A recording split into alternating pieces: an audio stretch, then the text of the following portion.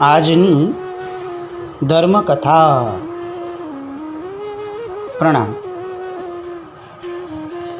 પરમ પૂજ્ય પન્યાસ પ્રવર શ્રી કેશર વિજયજી મહારાજ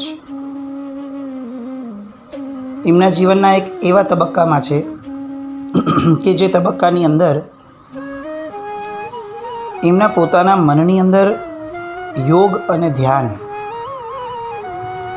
એ બંને માટેની કુતૂહલ વૃત્તિ, જિજ્ઞાસા અને જ્ઞાન પીપાસુ સ્વભાવ એ બધું પીક ઉપર જઈ રહ્યું છે. આપણે જોયું કે થોડાક સમય પહેલાં સાહેબને બુદ્ધિસાગર સુરેશ્વરજી મહારાજા મળ્યા હતા અને સાહેબે એટલા વસૂલ કર્યા એમને, એટલું બધું સાનિધ્ય લીધું એમનું કે પૂજ્યશ્રી જાણે ટ્યુટર હોય, યોગનિષ્ઠ આચાર્ય ભગવંત એ રીતે એમની પાસે કન્સલ્ટિંગ, મનના સવાલો બધું જ એમણે ખાલી કર્યું. આપણને સરસ ઘટના એ લાગે કે આટલા મોટા પન્યાસ ભગવંત હતા અને તેમ છતાં આચાર્ય ભગવંત પાસે પોતાની જાતને ખુલ્લી કરતા કે સાહેબ મને આ સમજ નથી પડતી, આ બાબતમાં મને કન્ફ્યુઝન છે, આ કેવી રીતે થાય? આવું પૂછતા એમને લેશ માત્ર પણ પોતાનો અહંકાર નડ્યો નહીં. આપણી સ્થિતિ એવી છે અત્યારે કે આપણે લોકોને બધું સાંભળવું બહુ ગમે, બહુ રેયરલી આપણને સાંભળ્યા પછી જિજ્ઞાસા પણ ઊભી થાય. પણ હવે આ જિજ્ઞાસાઓ એક્સપ્રેસ કોની સામે કરવી? અને એમાં પણ જ્યારે કોઈ એવું લાગે કે આપણા શ્રાવકોમાંથી જ કોઈકને પૂછીએ તો આનો જવાબ મળી શકે એમ છે, તો ત્યારે મનની અંદર આ એક વિચાર સહેજે પ્રગટી જાય કે એનામાં તો આટલા પ્રોબ્લેમ્સ છે, એને થોડી પૂછાય. અંદરમાં બેઠેલો અહંકાર છે ને એ બહાનાઓ બહુ આપે, પણ મૂળ ક્લિયરલી એ કન્વિન્સ ન થવા દે, એ રિયલાઇઝ ન થવા દે કે તું કોઈને પૂછે, એ આવા માણસને પૂછે કે જે તારા પેરેલલ લેવલનો છે, એ તારા અહંકારને દુભવે છે. અને નામ બારે બીજા આવે કે એ માણસમાં તો આ ગુણ નથી, આ ગુણ નથી, એને પૂછીને શું ફાયદો છે? કેશર વિજયજી મહારાજ સાહેબ આ દોષથી સંપૂર્ણપણે પરે હતા એવું આપણે માનવું જ પડે. જે વિષયની જિજ્ઞાસા થઈ, એ વિષયને જે વ્યક્તિ પાસેથી સાંભળવા મળતો હોય કે સંતોષવા મળતું હોય, તે વ્યક્તિ પાસેથી શીખવા માટે લેશ માત્ર પણ ખચકાટ ન થાય. હવે આ યોગીની પાસે આવ્યા છે. બરડાના પહાડોનો જે બધો ક્રમ હતો એ તો પૂરો થયો અને હવે આ જૂનાગઢમાં યોગિનીનો આશ્રમ છે, ત્યાં સાહેબ પધાર્યા છે. 8 દિવસની યોગિનીની સમાધિ એ પૂર્ણ થઈ છે અને પેલા વકીલ અને સાહેબ તરત એ યોગિની પાસે પહોંચી ગયા. યોગિનીના મોઢા પર અપૂર્વ શાંતિ જણાતી હતી, અપૂર્વ, જેનું આ દિશામાં ઓલરેડી ખેડાણ થયું છે એવા કેશર વિજયજી મહારાજ સાહેબ એટલું સમજી શક્યા હતા એમને જોઈને કે આ સમાધિ વગર ધ્યાને 8 દિવસની સ્થિરતાએ ન જ આવે. એટલે એક વસ્તુ નિશ્ચિત છે કે આ યોગિનીજી પાસે ચોક્કસપણે ઘણા દિવસો સુધી સ્થિર બેસવા માટેની એક શક્તિ તો છે. એટલે હવે એમણે એમની ક્યુરિયોસિટી શરૂ કરી પૂછવાની. પ્રશ્ન નંબર 1. લાંબા દિવસની સમાધિમાં ઇન્દ્રિયો જે છે, શરીરની ઓર્ગન્સ, એ પોતપોતાના વિષયને જાણી શકે ખરી કે નહીં? એટલે કે 8 દિવસમાં સમાધિમાં છે તો આ હાથ આમ સળવળ્યો, પગમાં આ થયું, બીજા કોઈ પણ શરીરના ભાગોમાં આ મૂવમેન્ટ થઈ રહી છે, કાનને આવો શબ્દ સાંભળવા મળ્યો,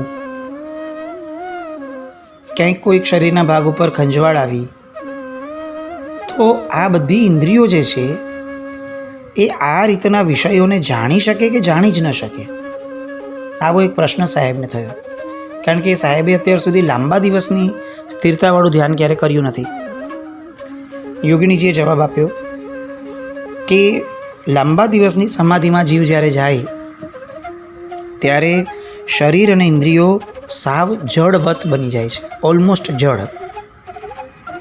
એટલે એ વિષય કઈ રીતે ગ્રહણ કરે? મૃત તત્વ છે, બોડી છે, ડેડ બોડી, એ જળવત છે. તો એને કોઈ ખંજવાળ નથી આવતી, એને કોઈ શબ્દ સંભળાતો નથી, એને કોઈ હાથ પગનું હલનચલન નથી. તો જે રીતે આત્મા નીકળી જવા પછીથી શરીર જળવત બની જાય છે, આપણે એને મૃત્યુ કહીએ છીએ, એ રીતે આવી લાંબી સમાધિમાં જે જીવ જાય એ ઇન્દ્રિયોમાંથી આત્મા પ્રદેશોને ખેંચી લે છે અને એના કારણે તે ઇન્દ્રિયો જળવત બની જવાના કારણે હવે એની અંદર કોઈ સેન્સેશન રહેતું જ નથી. સાહેબને આ સમજાયું. પ્રશ્ન બીજો થયો, આપ જ્યારે સમાધિની અંદર જાઓ છો એ સમયે એક્ઝેક્ટલી શું જોઈ શકો છો? સમાધિમાં જઈને આંખ બંધ કરી હવે શું જુઓ છો? આ પ્રશ્ન અત્યારે પણ બહુ સમજવાને ચિંતન કરવા લાયક છે. અત્યારે જેટલા પણ ધ્યાનના યોગો વગેરે થઈ રહ્યા છે, આ બધામાં આંખ બંધ કરીને બેસવું, કંઈક વિઝ્યુઅલાઇઝ કરવું, પોતાની સેલ્ફને આવી જોવી, આ રીતે થાય છે એવું પોઝિટિવિટીમાં રહેવું, આવું કંઈક ને કંઈક આલંબન મૂકવાનો પ્રયાસ થતો જ રહે છે અને એમાં કોન્સ્ટન્ટ આગળ વધી રાખે છે. જેમ નવું વ્યક્તિ આવે આ ક્ષેત્રમાં એ કંઈક નવો વિચાર લઈને આવે. એટલી હદ સુધી આપણને આ ક્ષેત્ર બગડતું લાગે કે કોઈક એવા પણ આવે છે કે જે એમ કે તમે તમારી જાતને પૈસાદાર જુઓ તો તમને પૈસા મળશે. વિઝ્યુઅલાઇઝ કરો કે તમારી ઉપર ધનની વર્ષા થઈ રહી છે. ધ્યાન અને આ વસ્તુઓ એ બે સંપૂર્ણપણે અલગ રહેવી જોઈએ. ધ્યાનમાં ભૌતિકતા આવે એટલે એ કરપ્ટેડ થાય અને કરપ્ટેડ ધ્યાન એ તો બહુ ભયંકર નુકસાન કરતા છે, કારણ કે એમાં ધ્યાનની પ્રક્રિયાની શુભતા મરી જાય છે, ધ્યાનની પ્રક્રિયાને જોવાનો એંગલ બદલાઈ જાય છે. એટલે હવે ભવિષ્યમાં ધ્યાન પણ ઉપકારી નહીં થઈ શકે, ભવિષ્યમાં પણ નહીં, કારણ કે આપણી માટે ધ્યાનની બિલીફ જ આખી અલગ થઈ ગઈ. એના કરતાં જ્યારે ધ્યાન નહોતા કરતા ત્યારે એટલીસ્ટ ધ્યાનની ગરિમા, ડિગ્નિટી એ તો વ્યવસ્થિત હતી. એટલે ધ્યાનને ધ્યાનની રીતે લેવું જોઈએ. એટલે અહીંયા પ્રશ્ન થાય છે કે તમે સમાધિમાં જ્યારે જાઓ છો ધ્યાનમાં ત્યારે એક્ઝેક્ટલી જોઈ શું શકો છો? એટલે પેલા યોગિનીએ બહુ જ અપ્રોપ્રિએટ ભાષામાં એક જ ટૂંકા શબ્દની અંદર જવાબ આપ્યો કે હું સમાધિમાં હોઉં ત્યારે હું કંઈ પણ જોઈ શકતી નથી, કંઈ પણ નહીં. નિષ્ક્રિયતા એ જ ધ્યાનની સક્રિયતા છે. ધ્યાન સક્રિય થવા માટે નથી, સક્રિય તો છીએ જ, અક્રિય થવાનું છે. અને અક્રિય થવા પહેલાં એક જે સ્ટેશન આવે એ નિષ્ક્રિયતા છે.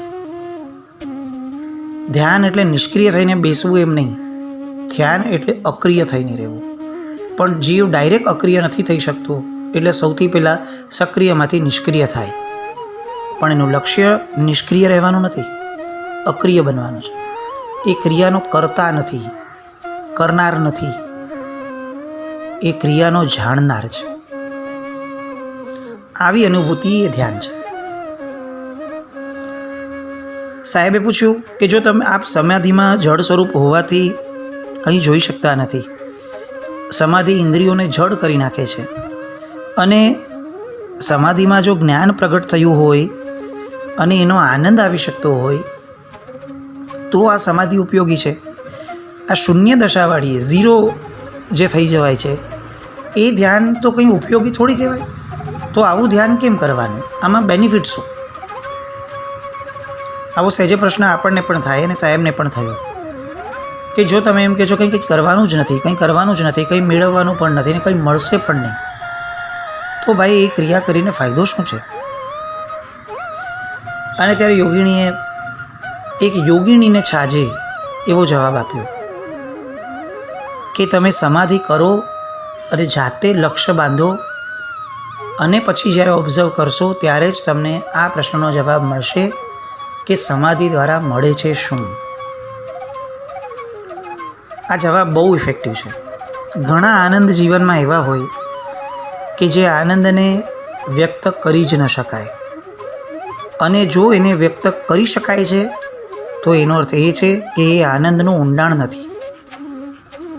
આપણે ઘણી બધી વાર ઘણી આરાધના કરીને એટલું બધું ગાઈ લઈએ લોકોની સામે કે આજે આ કરવામાં બહુ મજા આવી, આ બહુ સરસ હતું, તો એવું માનવું પડે કે આ અંદર ઉતર્યો નથી, આ બારોબાર છપછપિયા થાય છે. નહીં તો છાંટા ઉડે નહીં લોકોને. જે અંદર એકવાર બ્લોટ થઈ ગયું હોય એના છાંટા કેવી રીતે ઉડે? પણ આ બ્લોટ થયું જ નથી, આ બારની બાર રમાએ રાખે છે. અહીંયા યોગિનીજીએ આ જ એંગલથી જવાબ આપ્યો. એ ધારત તો કદાચ ધ્યાનની ને સમાધિની સિદ્ધિઓ ગણાવી શક્યા હોત. પણ યોગી જીવ એ છે કે જેને કંઈ સાબિત કરવું જ નથી જીવનમાં. સામો વિરોધ કરે તો પણ શું, સામો સહયોગ આપે તો પણ શું, સામો અનુમોદના કરે તો પણ શું, સામો નિંદા કરે તો પણ શું, એ અનુભૂતિના સ્તરમાં છે. એને હવે ડિસ્કશનમાં રસ નથી હોતો. આ ધ્યાનની એક દશા છે, આ જીવની એક ઉચ્ચતમ દશામાંનો ભાગ છે કે કોઈ તમને ખોટું પણ સાબિત કરે તો પણ તમને એમ થાય કે એ બરાબર છે, એનો વિષય હોઈ શકે, મારે એમાં આર્ગ્યુમેન્ટ કેમ કરવાની, મારે મારી સેલ્ફને ક્લેરિફાઈ શું કામ કરવાની. બચાવ તો ખોટો માણસ કરે, સાચો માણસ ક્યારે બચાવ ન કરે. આવા કેટલાક પ્રશ્નો સાહેબ એ યોગિનીજીને પૂછ્યા. યોગિનીજીએ જેટલા પૂછાયા એના જવાબ આપ્યા. સાહેબને કેટલેક અંશે સંતોષકારક જવાબ થયો. ફરી પાછા ગામના ઉપાશ્રયમાં ગયા. કેટલાક દિવસ પછી પાછું એમને કેટલાક પ્રશ્નો થયા, ફરી પાછા આવ્યા. સાહેબ દરેક પ્રશ્ન પૂછતા પહેલાં એનું હોમવર્ક કરતા હતા અને હોમવર્કમાં બધું રેડી કરીને આવતા હતા, કારણ કે એમને આ યોગિનીજીના સમયની કિંમત હતી. પોતાને જે સમય મળે છે યોગિનીજી સાથેનો, એ સમયની એક એક પળ એ કેટલી કિંમતી છે એ એમની જાણકારીમાં હતું, અને એટલે તેઓ એક પણ ક્ષણને નિરર્થક નહોતા જવા દેતા. કેશર વિજયજી મહારાજ યોગિનીજી સાથે ચર્ચા કરવાના સમયને જેટલો મહત્ત્વનો ગણતા હતા, અને એના કારણે જે પૂર્વ ભૂમિકાઓ રચીને જતા હતા, આપણે પરમાત્માની પૂજાને પણ એટલો વર્થ ગણીએ છીએ કે નહીં એ જોવું જોઈએ. સામાયિક કરીએ છીએ તો એમાં પૂર્વ ભૂમિકા છે, પૂજા કરવા જઈએ છીએ તો થોડી ઘણી પૂર્વ ભૂમિકાનો ભાગ છે. અચાનક આવી જશે આપણને ભાવો, કયા બેઝ ઉપર આપણે પોતાની જાતને એક્સપેક્ટેશનમાં આવા રાખીએ છીએ કે આપણે તો બધું ઇન્સ્ટન્ટ કરી લેશું. સતત મન જે પરમાત્માની ભક્તિથી વાસિત થયું જ નથી એ અચાનકથી 20 મિનિટની પૂજામાં કઈ રીતે થશે? આવો વિચાર આવવો જોઈએ અને મનને પૂર્વ ભૂમિકામાં રદ કરતા રહેવું જોઈએ કોઈ પણ આરાધનાના. સાહેબ શિવજીભાઈને મળ્યા પછીથી સાહેબને ઘણા બધા પ્રશ્ન થયા કે આ બેન 15 દિવસ સુધી અથવા 1 મહિના સુધી સમાધિમાં રહે છે તો ઊંઘ ના આવે? શરીર થાકે નહીં? શરીર તો શરીરનો સ્વભાવ કરે ને, તો પૂતગલ છે તો એમાં એને થાક તો લાગે ને, આરામ કરવાનું મન તો થાય જ ને. અને એના કરતાં પણ વધારે જે શારીરિક નેચરલ હાજતો છે, ટોયલેટ, લેટ્રિન વગેરે, એ કેવી રીતે બંધ થાય એનું કંઈક રહસ્ય જાણવું છે. એટલે એમણે ફરીથી એ યોગીજીના આશ્રમમાં જવાનું થયું. એમણે પૂછ્યું તરત જ કે આપ જે સમાધિ કરો છો તે કયા પ્રકારની છે? એ સમાધિ કરવાથી લાભ શું થાય છે? અને સમાધિ વખતે આત્મા કઈ જગ્યાએ એક્ઝેક્ટ હોય છે? જો તમે એમ કહો છો કોઈ ઇન્દ્રિયો વગેરે જડ થઈ જાય છે, તો આત્મા એક્ઝેક્ટ ક્યાં હોય છે સમાધિ સમયે? આવા પ્રશ્નો એમણે સાહેબને પૂછ્યા, યોગિનીજીને પૂછ્યા, અને યોગિનીજીએ જવાબ આપ્યો. સમાધિના ઘણા બધા ભેદો છે, પ્રકાર છે, ટાઈપ્સ છે.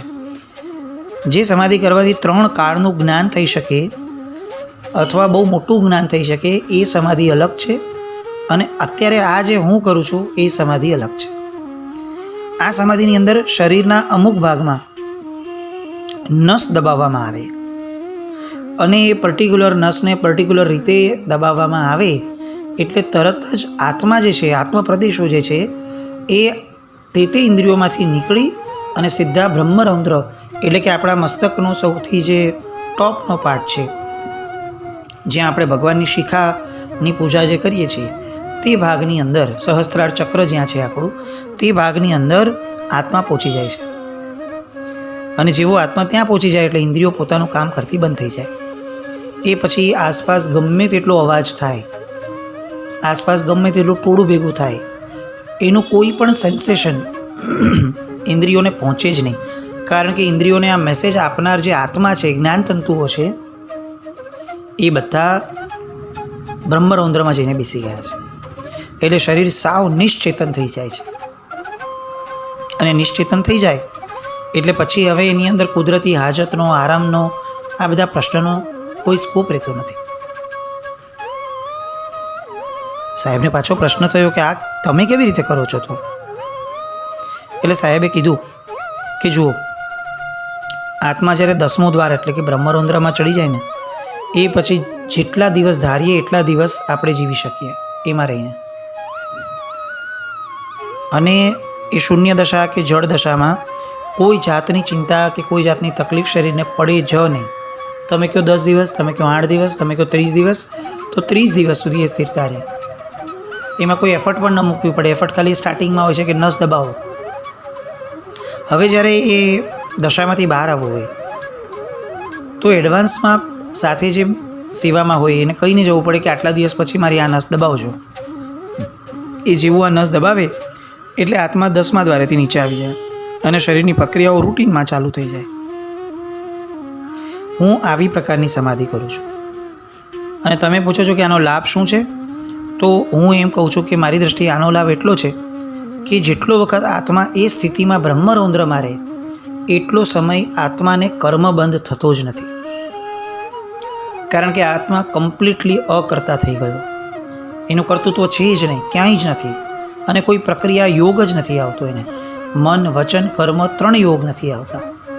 એટલે હું એવું માનું છું કે એ સમયે આત્માનો કર્મબંધ બહુ જ સૂક્ષ્મ હશે, બહુ જ સૂક્ષ્મ.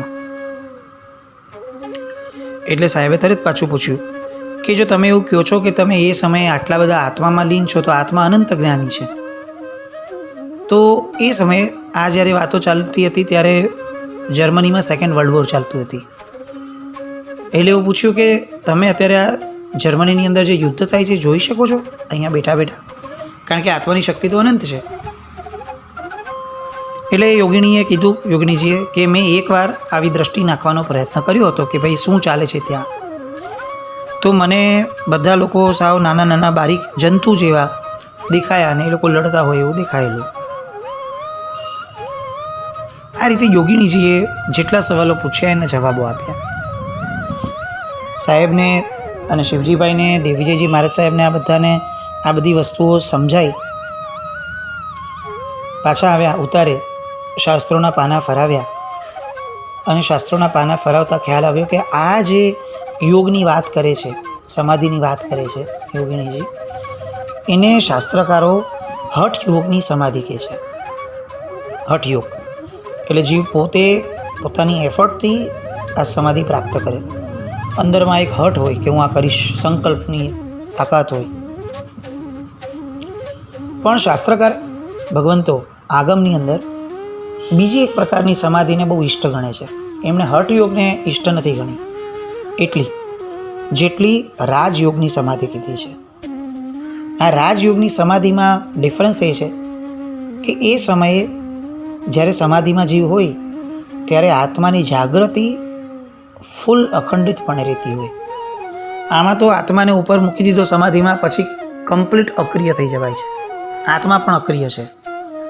જ્યારે અહીંયા આત્માનું જ્ઞાન ચેતના જે છે, જેનો ગુણ છે, એ અનુભવાય છે, જે અત્યારે સિદ્ધ ભગવંતો પણ કરી રહ્યા છે. તો આ રાજયોગની સમાધિ જે છે ત્યાં સુધી પહોંચવા માટે કદાચ આ હઠયોગની સમાધિ કોઈને કામમાં આવી પણ શકતી હોય, પણ આ હઠયોગની સમાધિને આગમ ગ્રંથોની અંદર ક્યાંય સ્ટેમ્પ લગાડ્યો નથી. અને એટલે જ આપણે જોઈએ કે આ કુંભ મેળામાં ને વગેરે જે હઠયોગી બાવાઓ જોવા મળે છે, આપણે ત્યાં આવી વસ્તુઓ થતી નથી. વર્ષોથી સમાધિમાં રહેલા મહાત્માઓ કે મહાપુરુષો કે સાધકો હોય તેમ છતાં પણ હઠયોગ એ લોકોના જીવનમાં ક્યારેય જોવા નથી મળતો. કારણ કે આપણા આગમ ગ્રંથોમાં હઠયોગને એટલું ઊંચું સ્થાન અપાયું નથી. અહીંયા રાજયોગ એને વધારે સ્થાન અપાયું છે. એટલે આત્મકલ્યાણ થઈ શકે અને એમાં આ જ જ્ઞાનની જે તરતમતા છે, જ્ઞાનની જે જાણકારી છે, એને અવધિ જ્ઞાનનો એક ભેદ પણ કયો છે કે જીવ જ્યારે આ કક્ષાએ પહોંચી જાય ત્યારે એને અવધિ જ્ઞાનનો એક ભેદ પ્રગટ થાય છે, આત્મામાંથી જ. વળી સાહેબને એવું પણ લાગ્યું કે આ નસ દબાવવાવાળી જે વાત છે, હવે ભૂલથી કોઈ નસ જરાક આગળ પાછળ બીજી દબાવી દે તો લોચો થઈ જાય. ન કરવાનું કંઈ થઈ જાય, ન બનવાનું બની જાય તો શું કરવાનું? એટલે સાહેબે એવું વિચાર્યું કે આ યોગ આટલા દિવસ આપણે જોયો, સેવ્યો, એની જે આપણે જાણકારી મેળવી, એ હઠ યોગ હોવાના કારણે એની પર આપણે સાધુ ભગવંતોએ બહુ લક્ષ આપવા જેવું નથી. કારણ કે આપણે આ યોગને આપણી દૈનિક ક્રિયા અથવા આપણા આગમ ગ્રંથોની વિચારણાથી થોડો અલગ જાણીએ છીએ. અને એટલે તેઓ રાજયોગની સમાધિ તરફ વિશેષ લક્ષ્ય આપતા ગયા. અને ત્યાંથી સાહેબે પછીથી અંતે આ આખા વિષયને જે જિજ્ઞાસા અને જે કુતૂહલ વૃત્તિ સાથે સાહેબ આવ્યા હતા એ સંતોષાઈ જવાના કારણે હવે આ વિષય ઉપર સાહેબ વધુ ઊંડાણમાં ન જતા રૂટીન લાઈફની અંદર હવે સાહેબ ચાતુર્માસ માટે ત્યાંથી જૂનાગઢથી ધોરાજી જવા માટે અગ્રિમ બન્યા. અને પછી ચાતુર્માસ વગેરેમાં કઈ કઈ ઘટનાઓ બની એ આવતીકાલે જોઈએ. જીનાજ્ઞા વિરુદ્ધ કંઈ પણ બોલાયું તો ઈચ્છામિ દુક્કડમ જૈનમ જયતિ શાસન.